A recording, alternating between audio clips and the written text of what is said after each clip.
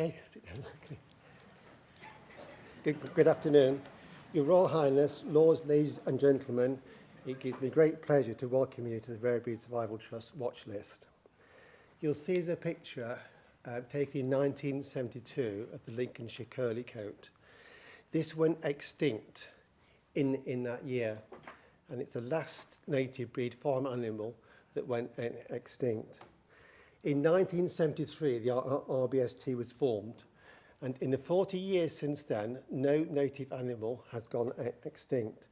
And I think we should thank loads of people for all they've done in the 40 years to achieve that. So can we give a round of applause to all people who've helped?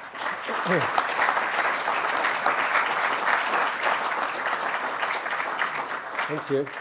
Right, I'm now going to hand over to Rob Havard, who's the RBST Managing Director, and he will tell you about Watchlist 2013. Rob. Thank you. Good afternoon and welcome. Thank you very much, all of you, for joining us. I feel incredibly honoured and privileged to be able to stand here today in our 40th anniversary year, representing RBST. It's looking back over the last 40 years, it's a little daunting, but also quite inspiring to see the achievements of the charity over that time.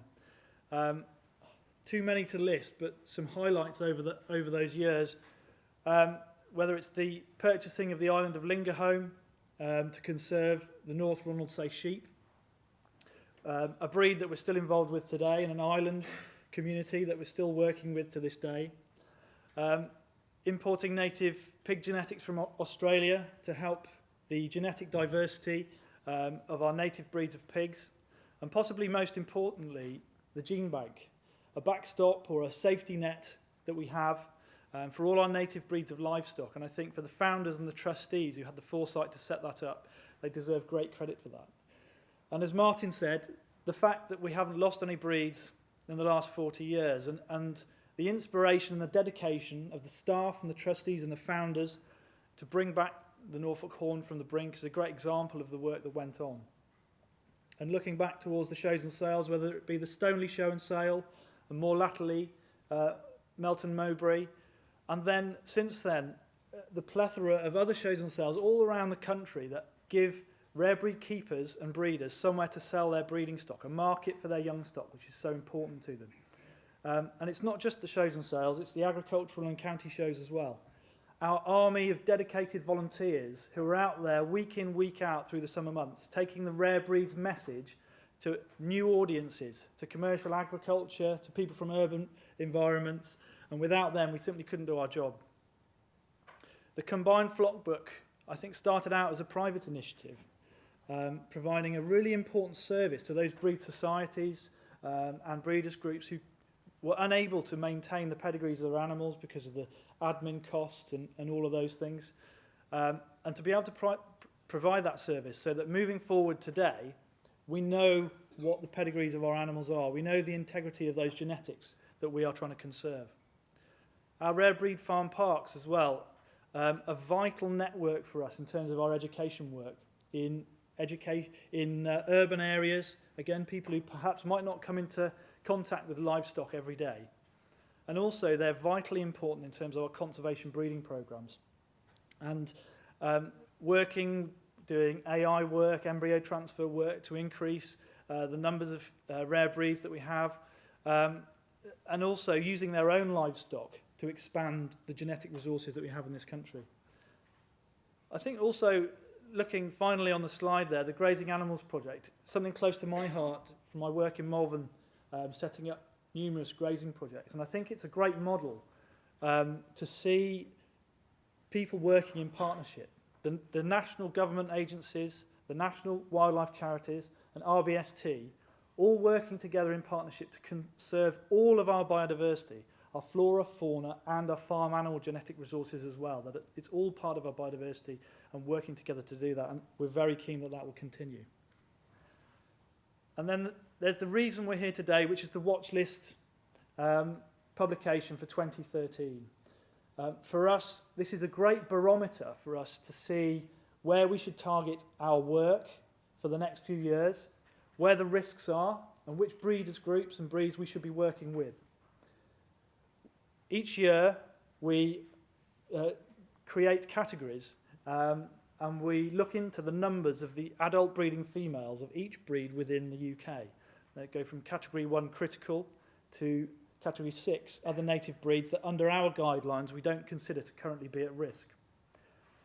We've got some good news this year, and great credit must go to the Shropshire Sheep Society, who have worked tirelessly to get their Shropshire sheep off the watch list. And I think they deserve a round of applause, ladies and gentlemen, for their work this year.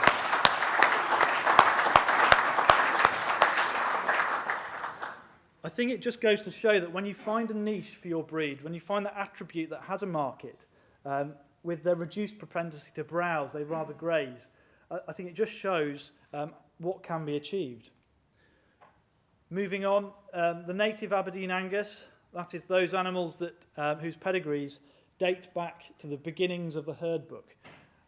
These fantastic forage converters are becoming more and more relevant in today's agricultural environment, where the low input pasture-fed movement is growing all the time, and it's helping to increase demand for these native cattle genetics, with demand coming from Argentina, Australia, the Americas, all over the world. And I think the suitors are here today have done an enormous amount of work to preserve those. They're not quite off the watch list, so there's no round of applause for them quite yet, but we're really pleased about the work they've done.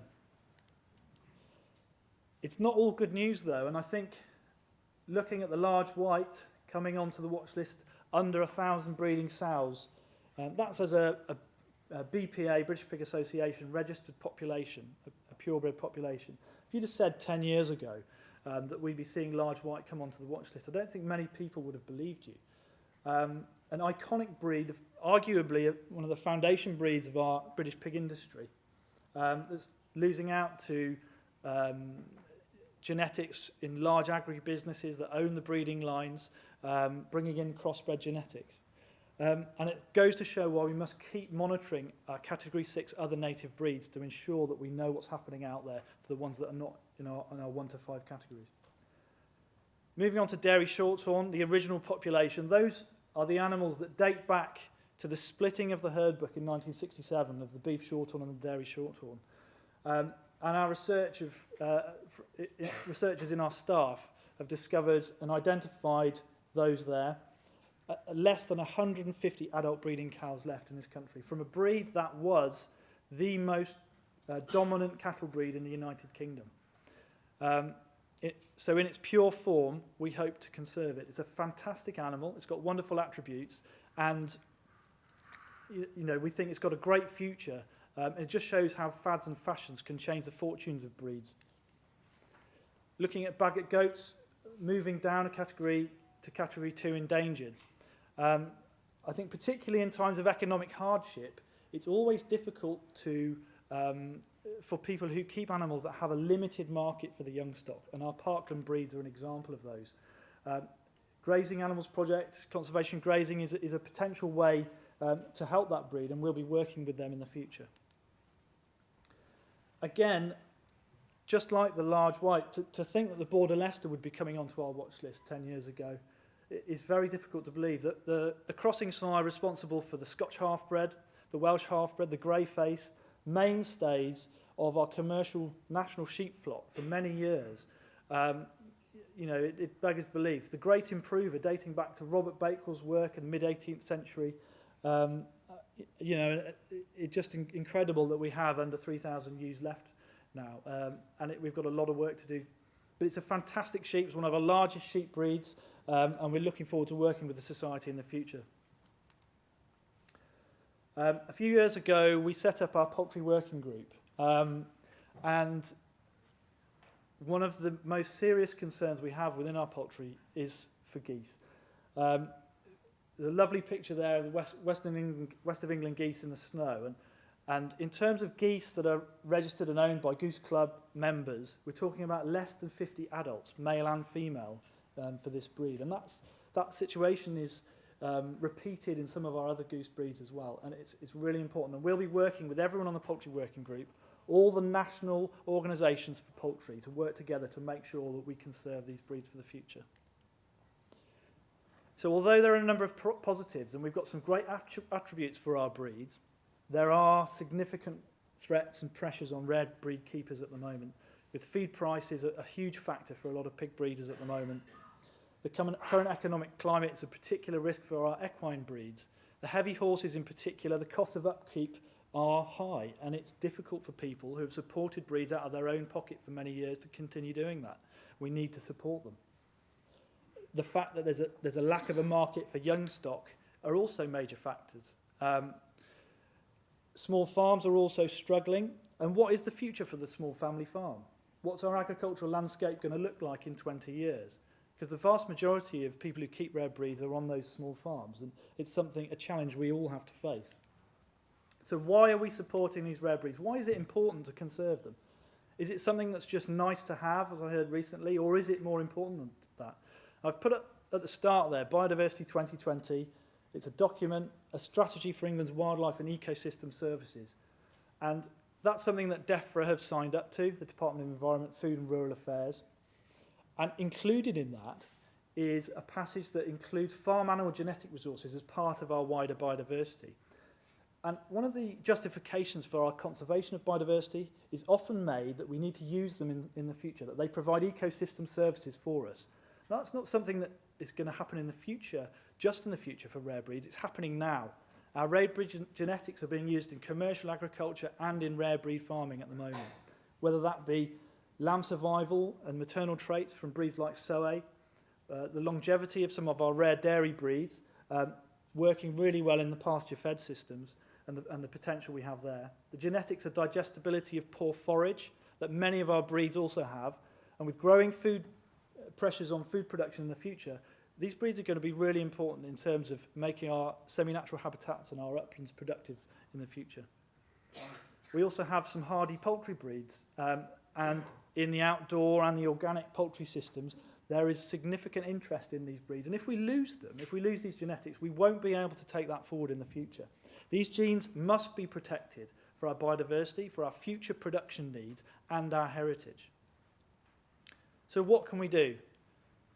Conservation. It's no accident I've put the gene bank first there. As I said, it's our safety net. Like the Millennium Seed Bank, the work done to create that, it's really important for us that we have that safety net, that in the event of a catastrophic disease outbreak in the UK, we can recreate or build up our breeds again. We keep hearing about new disease risks all the time in this country, and the threat of extinction isn't far off. We hear that we haven't lost any breeds in the last 40 years. That doesn't mean the threat of extinction doesn't exist. It does, and we must all be on our guard for that. It's also important for our conservation breeding programs. The cost of a bull might not be justified for just a couple of cows, or if it's difficult to move the animals. Older samples can also be used to reduce the levels of inbreeding. And we're currently reviewing the collections and the samples we have in our gene bank to make sure it's suitable for the future. It's not there by any means, and we are fundraising for the gaps in the gene bank to make sure that it's suitable forevermore. Adjusted stock programs and part of our conservation breeding programs. For those of you that don't know, our adjusted stock are livestock that are owned by RBST. And we place them with farmers and farm parks, other organisations around the UK, particularly important for breeds with few numbers left.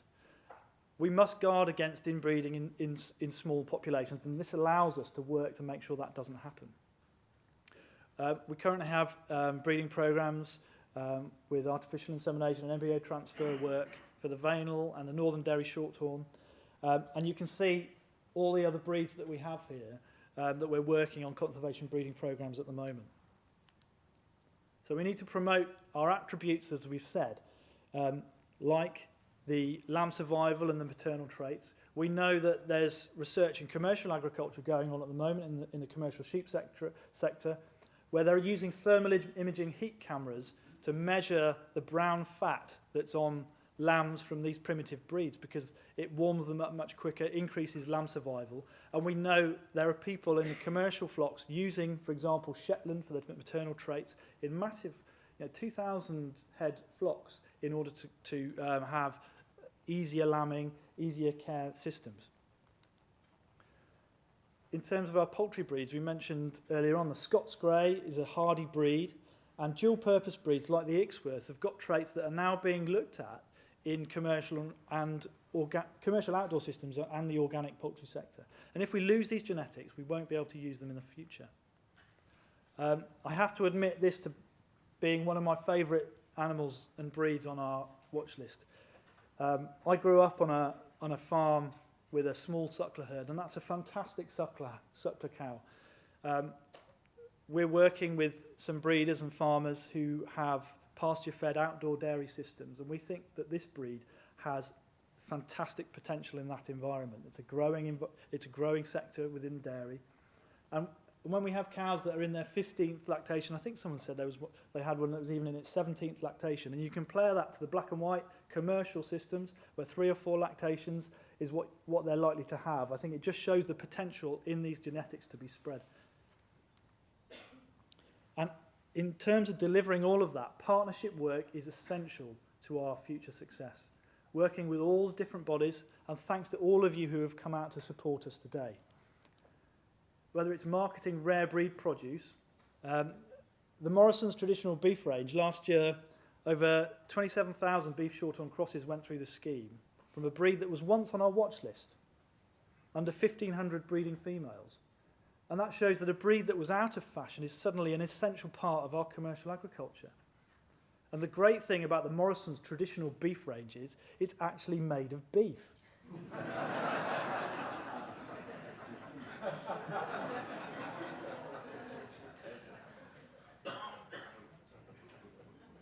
We also have a wonderful partnership up at Dumfries House, thanks to His Royal Highness, and to Morrison's for the partnership with our agisted herd of white-bred shorthorns. And I think His Royal Highness might say something about that later on. And we're also hoping to work with other partners to promote our distinctive rare breed products. And I think you look at some of the campaigns that have been successful, like the campaign for wool, like Mutton Renaissance, I'm looking at John. I think that's a model for how we can promote our breeds. And I think working with people like Slow Food, taking advantage of the local food movement and the slow food movement, I think that's something we must do to promote our breeds, to help our producers. Another partnership with Bicton College. Incredibly exciting, our partnership here, particularly because Bicton have jumped in with both feet and really got stuck into the idea, rebranding themselves as a rare breed college. It allows us to introduce rare breeds to the next generation in the agricultural industry in the southwest. They're keeping breeds of livestock in nearly all species, chickens. I think 3 breeds of chickens. They're Devon and Cornwall Longwools, Dorset Horns. The list goes on. Devon cattle. I think we've got some Berkshires and Oxford Sandy and Blacks now as well. So it's fantastic for us. One of the most exciting things about this, not only the fact that the students can give us the output data to help us promote the breeds, but they're also taking on a 500-acre estate next door with its own parlour, the Dartington Estate, and hoping to set up a new breeding herd of the original population dairy shorthorn that will be able to compare against its black and white outdoor system, and we can show the benefits of those in the future. I think heritage, we've talked a lot about genetics and production, but in terms of our heritage, I believe, as someone who's kept rare breeds for a long time, and my grandfather kept Hill Radners, it is part of our heritage. And I think we had a wonderful meeting with the National Trust just before Christmas, and where we decided to work together to research the links between the trust properties and the landscapes and different breeds. You know, seeing white-faced woodlands on a Derbyshire peak is every part as much of our cultural history as it is of our farming and commercial element. And I think that's something we must celebrate. And the chance to talk to the National Trust about that and to promote these breeds at their properties and get in front of their 4 million members is a wonderful chance that I'm sure we'll make the most of. The sheep dyke on the island of North Ronaldsay, I think, is almost a perfect example of how our breeds are woven into our rural cultural history and our culture. And you have a dike around the whole island, keeping all the sheep on the foreshore. Not many historic monuments are actually still living, working examples of their same use and their same importance to their local community. And over the winter at Christmas, they had some of the worst storms in living memory and destroyed large parts of the sheep dike. thanks to the quick work of our president, Peter Titley, who has contacts with the island, we were able to give a grant so that they could repair the sheep dyke, so they can maintain the integrity of their sheep flock and the part it plays within their culture. Moving on to the policy side, we've talked about disease risk, and we'll be working with the FANGA committee, the DEFRA Farm Animal Genetic Resources Committee, to look at the geographic risks posed to native breeds, whether they are geographically isolated or not, and the risks that disease outbreaks cause for that. Just an example is in Scotland alone, 1 million sheep were culled in 2001. And if you think about some of the breeds on our sheep list, when you have a look at the watch list, there's only a few hundred breeding females left. You can imagine the impact that kind of thing might have again if it was to happen again. Secondly, the agri-environment schemes and the rural development programme are vital to the support of our rare breeds. They've been a huge boon to a lot of our native grazing animals, and I can see Robin in the audience over here, who's going to be making a major part in the decision-making at DEFRA about whether these are supported in the future.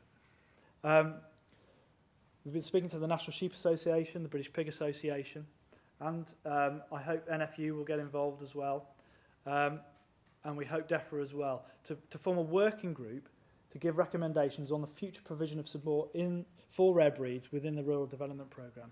I think if we were to lose support at a time like this, when there are all these other pressures on our breeds, it would have a huge impact, and we've always got that risk of extinction. So I think we must always bear that in mind. So what's the future? I think we're faced with opportunities and significant challenges at the moment. The threat of extinction is real, but we do have the breeds to meet the challenges of sustainable farming in the 21st century, and we must promote that. I believe we stand at the cusp of a major shift in our agricultural industry at present. The move towards automation, ever larger units, larger machinery, fewer people working in the countryside, managing many more livestock. How does rare breeds fit into that? We must ensure that in another 40 years, our native breeds still play a key part in our agricultural landscape. And we must fight for our rural cultural heritage during that process. I believe there's never been a more important time to support the conservation of our native breeds of livestock. And we at RBST will be here to safeguard them for all for the next 40 years. Thank you very much.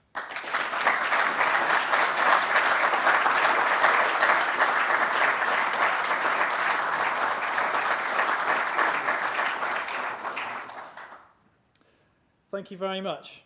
We're very lucky to have His Royal Highness the Prince of Wales come and give us some of his time today. And I'd now like to invite His Royal Highness up to the stage to come and share his thoughts on the watch list in our 40th anniversary year.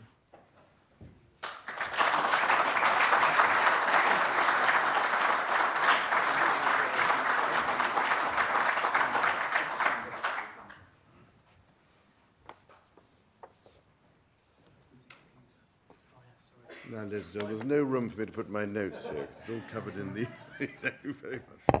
Thank you. Brilliant. Thank you.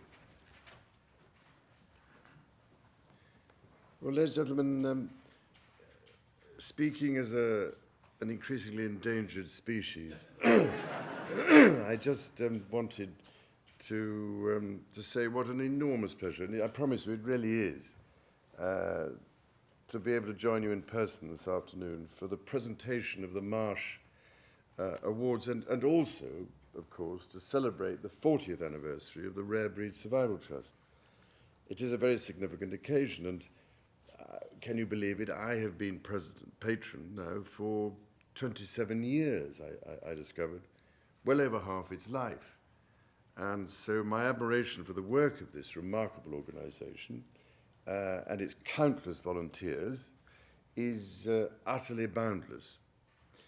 The facts, of course, speak for themselves. I mean, it was a fascinating presentation just now by Rob Havard. I learnt a great deal from it, actually, and this is always the problem, is catching up with what's going on. But in the half century, from 1923 until 1973, this country, as you all know, lost 26 breeds of livestock. That's gone forever. And in the last 4 decades, since the founding of the RBST, not one breed of livestock has become extinct. which is, I think, a remarkable testament to so many people's, well, actually only a few really, their efforts in these directions. And it's also a great testament to the RBST's founding fathers, including Lawrence Alderson and Andrew Sheppey, who are both here today, I believe, and, of course, to Joe Henson. And if I can say how good it is to see his son Adam flying the flag for rare breeds on Countryfile every week. And incidentally, we had him trying to lay a hedge, or one of my hedges, at Highgrove last weekend at my annual friendly hedge laying competition. He actually did rather well. So, ladies and gentlemen, to them and all those who have worked so tirelessly since, we owe an enormous debt of gratitude. Now, I know I am speaking to the converted here, but it is, I think, crucial, and this, of course, is so often the challenge, that the wider population understands just why your work is so important. It isn't some romantic attachment to a bygone era, or the fact that we think these native breeds look attractive in the field, although obviously they do. The reason is that our ability to farm sustainably and on a continuing basis is dependent on their preservation and the characteristics contained in their genes. And I think it is quite instructive to remind ourselves why the breeds that are now on the endangered list find themselves there. Most have fallen victim to changes in agricultural practice. Subsidies combined with cheap grain-based feedstuffs meant that farmers moved away from cattle reared just on grass, and certainly hill cattle fell completely out of favour. Farmers then invested in continental breeds that demand huge quantities of grain and protein-based feed to produce massive carcasses. Incidentally, I remember up at the Castle of May, which I now go to every year, where there's a rather splendid Aberdeen Angus herd that my grandmother started, and I then took one or two of her heifers at vast expense to start my Aberdeen Angus herd, which just proves never buy any animal off your family. I was there, I was going round looking at the cattle, looking at the Aberdeen Angus, you see, and the agent was there and everything. And while we were looking, I suddenly noticed a rather large brown beast, which was very busily doing something unmentionable to one of the Aberdeen Angus heifers. And it turned out to be a Limousin bull, which had from the neighbour, which had jumped the fence or the gate and got into the field. Anyway, these continental breeds can be quite dangerous, I think.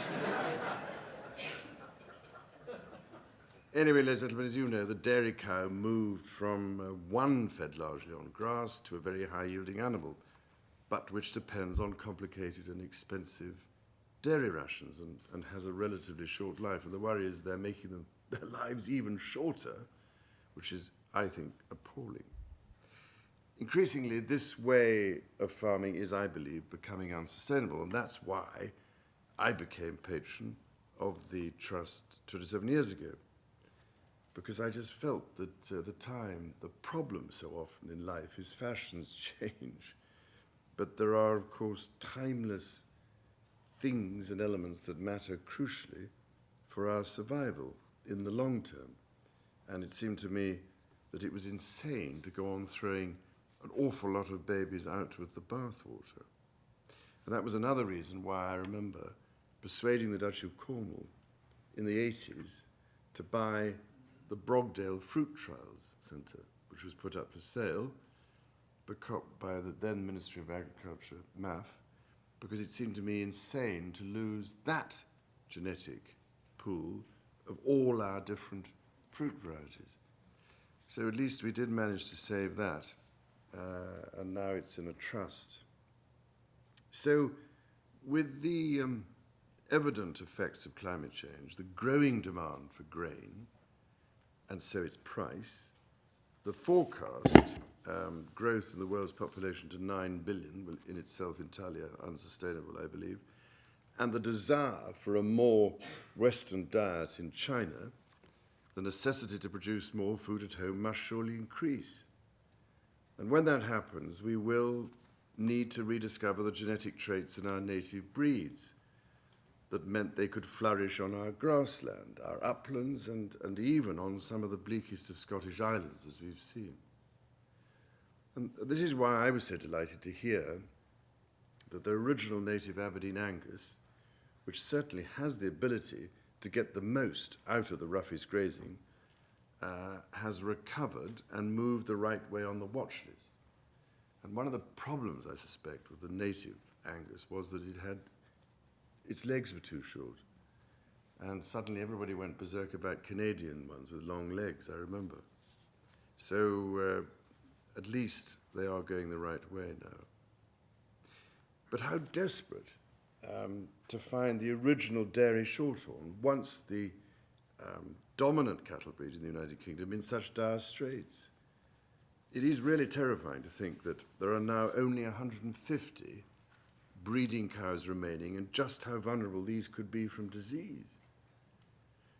And that is why back in 2001, after the horrors of foot and mouth, which threatened to wipe out unique breeds of cattle, sheep, pigs, and goats, and I was so pleased that my charitable foundation was able to support the expansion of the Trust's gene bank.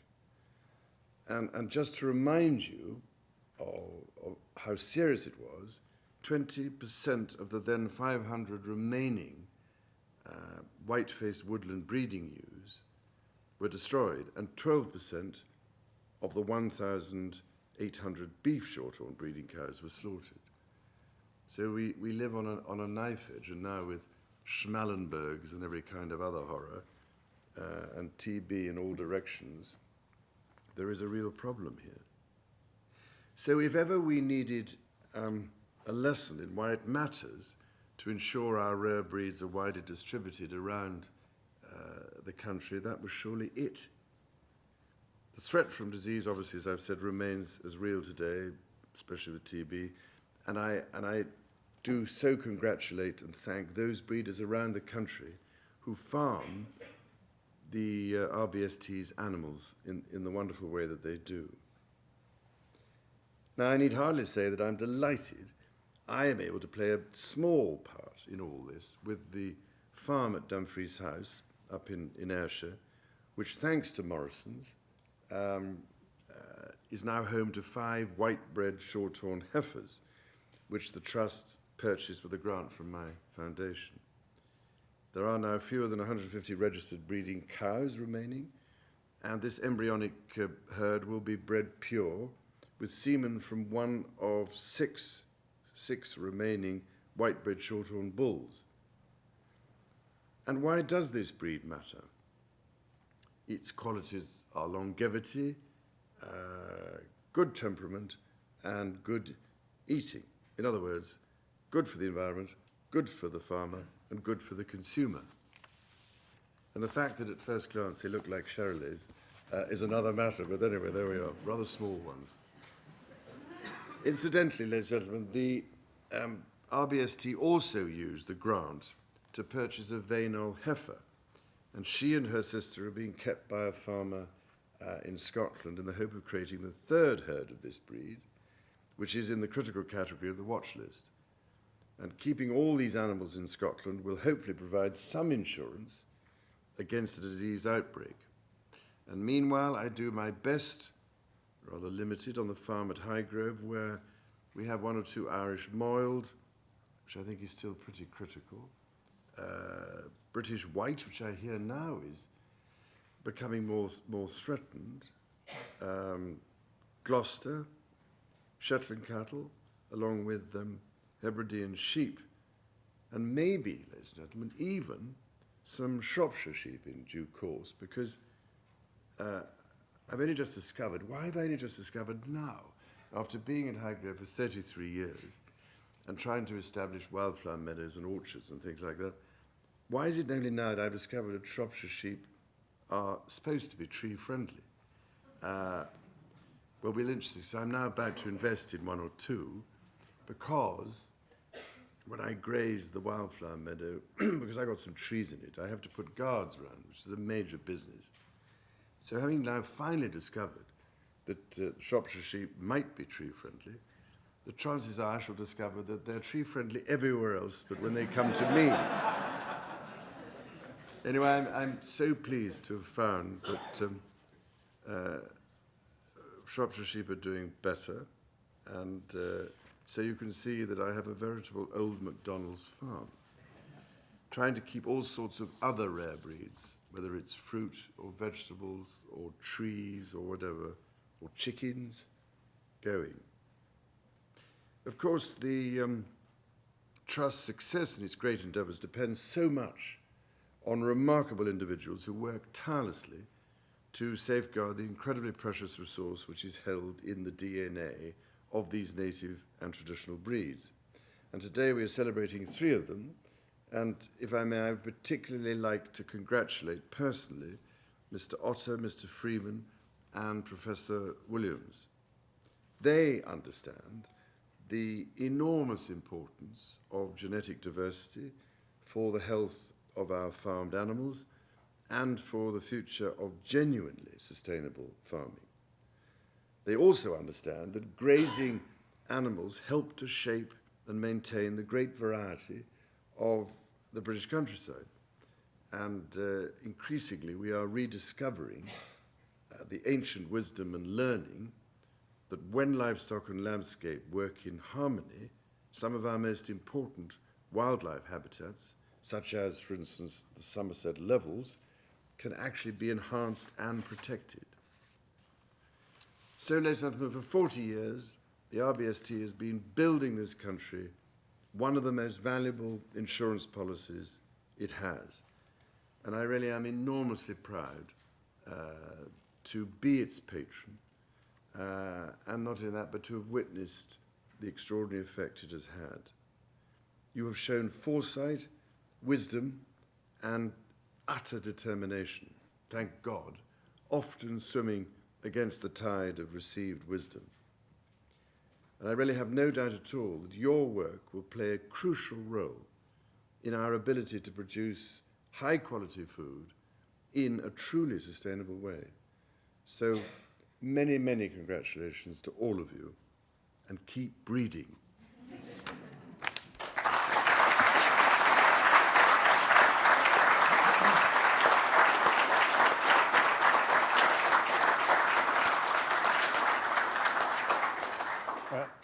Your Royal Highness, thank you very much indeed for those words of inspiration and support. I think by your own words this afternoon, you've demonstrated to all of us just why we could not have a better and better qualified patron. And we hugely appreciate your detailed knowledge and support. And it's shown in so many ways, not only by your being with us on occasions like this, but in all the hidden ways in which you demonstrate support for all that we've done. And the 27 years, I'm sure, have gone in a flash, and we hope you'll be with us for much longer. I'm now going to invite His Royal Highness to make the presentations, and just before that, I'm going to invite Mr. Brian Marsh, the founder of the Marsh Christian Trust, to join His Royal Highness on the stage. We're hugely indebted to the Marsh Christian Trust for all that they do to enable RBST to highlight the work that is often done by unsung heroes in various ways, whether this is scientific work or whether this is practical stockmanship that is at the very grassroots of keeping successful groups of our endangered farm animals. Well, I shall shortly be sharing with you the citations for the 3 award winners. And I'll say first of all that normally there are 2 such awards in each year. This year the nominations were of such an order that Brian Marsh at the Marsh Christian Trust simply couldn't restrict the awards this year to 2. And so thanks to their generosity, thank you Brian, there are 3 awards this year. And the first of those, ladies and gentlemen, is Professor John Williams. If I just share with you just a brief account of his work. Professor Williams is a geneticist from the Roslin Institute at the University of Edinburgh. His work covers theoretical and applied aspects of genetics and is especially applicable to managed populations and where those are small populations of animals and livestock. He is, sparing his blushes, a recognized world authority, and he is one of the people that RBST calls upon for trusted specialist advice. And he does make himself readily available to our conservation officer and our staff working out of our headquarters in Stoneleigh. And John Williams, if you'd like to come to the stage. Professor John Williams, ladies and gentlemen.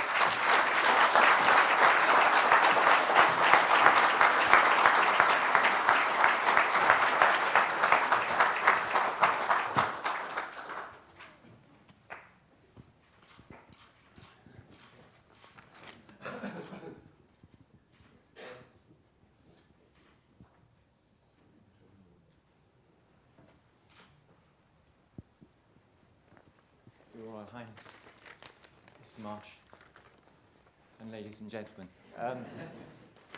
First of all, may I thank the trustees of the Marsh Christian Trust for doing me the honour of considering me for this award and awarding it to me. Thank you very much, so much. And the award is a special honour because of its association with the Rare Breed Survival Trust, who pioneered the field of livestock conservation in so many ways and have raised its profile worldwide. Because it's livestock conservation is not just important nationally, but it's of international importance as we try and face the challenges of delivering food security for tomorrow in the face of huge uncertainties in the farming environments worldwide. And to meet this uncertainty, we need the diversity.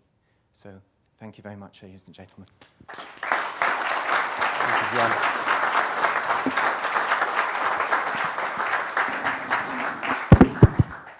And the second of our Marsh Christian Awards today goes to a friend of mine over many years, and a friend of many people in this room over many years. And this man is Eric Freeman, a Gloucestershire farmer, a broadcaster, a raconteur. He breeds Gloucester cattle, Gloucestershire old spot pigs, Cotswold sheep, heavy horses, poultry, waterfowl, and he grows varieties of apples and pears, of old varieties of apples and pears in his orchards. He's a man who promotes, endorses, epitomizes everything that is right about preserving and maintaining our agricultural heritage. Eric Freeman staunchly supports traditional methods of farming and the conservation of rare and native breeds of livestock. He's done so practically over many years, combining that with so many other hidden means of supporting the RBST down its 40 years of history. It's a real pleasure to invite one of our own, Eric Freeman, to the stage to receive his award. Mr. Eric Freeman.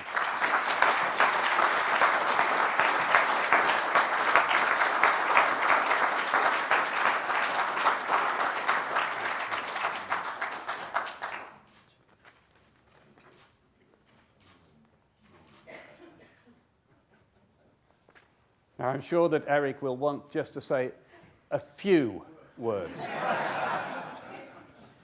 Charles Martel said once, it's not getting him started, it's stopping him is a problem.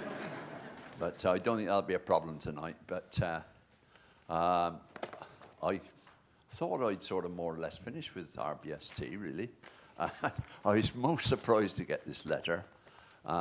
It was lovely to get it. We've been soldiering on. I know it's nothing worldwide that I've done.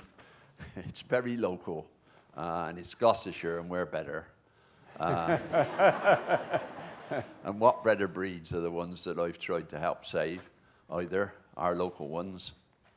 I remember going to the first meeting, which was up at the well, you couldn't call it a farm park then, hardly, could you, Joe Henson's? I can remember Andrew Sheppy sitting on the corner of the stage at lunchtime, opening his picnic box, because there was nothing much to eat, you know. He hadn't started that, but I remember Andrew, and I also remember John Brigg up there, and I believe John was honoured last year. We've been soldiering on, and I think I must have got this award for perseverance, I suppose.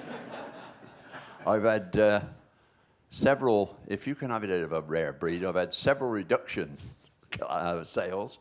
I've had a dispersal sale, and now we've got over 90 Gloucester cattle now. I just can't leave it alone. But if it wasn't for the help of a few younger people, it wouldn't go on. And that's where I'm really at the moment, is we've got to find a place for younger people to keep these animals. It's all right for us old fellas. We had the thrill of saving them, and it was a great thrill, and they'll never have that again. It's a wonderful, wonderful thing that we've had, us old ones. Marvellous thrill, and I wouldn't have been outside that for the world. But that's no good anymore. I suppose you could save them a second time, but that would never be the same as saving them the first time. We've got to have a reason for keeping them now. That's what we want, is the reason for keeping them.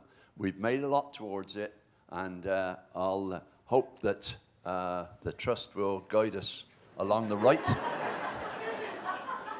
Now,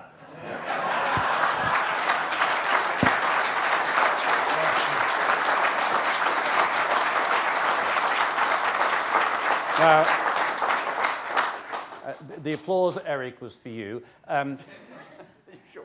I have a reason, actually, and a serious reason, Eric, for asking you to remain on the stage, because our third recipient of this year's Marsh Christian Awards, Mr. Robin Otter, another person with whom I'm fondly acquainted, is sadly, due to ill health, unable to join us, and he's in hospital, and I'm sure that all his friends and all his associates here would wish him a very speedy recovery. But I owe it to Robin to say just a few words. Robin Otter had a distinguished career in the diplomatic service, and then over 30 years he spent as a local solicitor and partner in a firm of lawyers in Tewkesbury. And more recently, from 1996 onwards, he was a consultant to that company. And during all of those years, he found time to work tirelessly in the voluntary sector in his neighbourhood. He spent 20 years, for example, on the council of the Three Counties Show. He was a member of RBST's own council in the 1970s, in the early days, and again in the 1990s, as many of you will remember.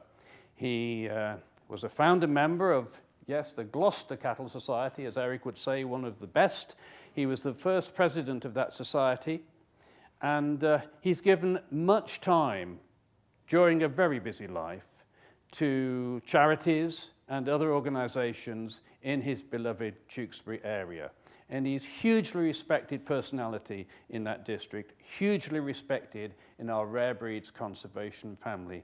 And it's a very great privilege to see that he is the recipient of the third Marsh Christian Award. He's a life member of RBST, and it's my pleasure now to invite Eric Freeman, a friend of Robin's, to receive the award on his behalf. And we wish Robin Otter a most speedy recovery. So, Eric, if you would be kind enough to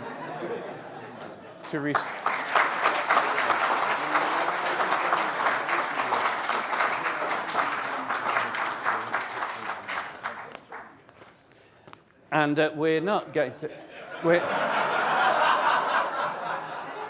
we're not going to have a second speech. But if Robin were here, he would be so moved and show such appreciation, and we in turn will make sure that messages of our appreciation to him are conveyed this very day. So to Robin Otter, our very best wishes for speedy recovery, and to you, to your Royal Highness, we're deeply grateful that you could join us this afternoon and to preside with us on this 40th anniversary, this inaugural event of our 40th anniversary. And if you would now care to join me and members of staff and trustees for some refreshment, then we will make our way to the back of the theatre. And thank you very much indeed for being with us. Thank you, Royal Highness.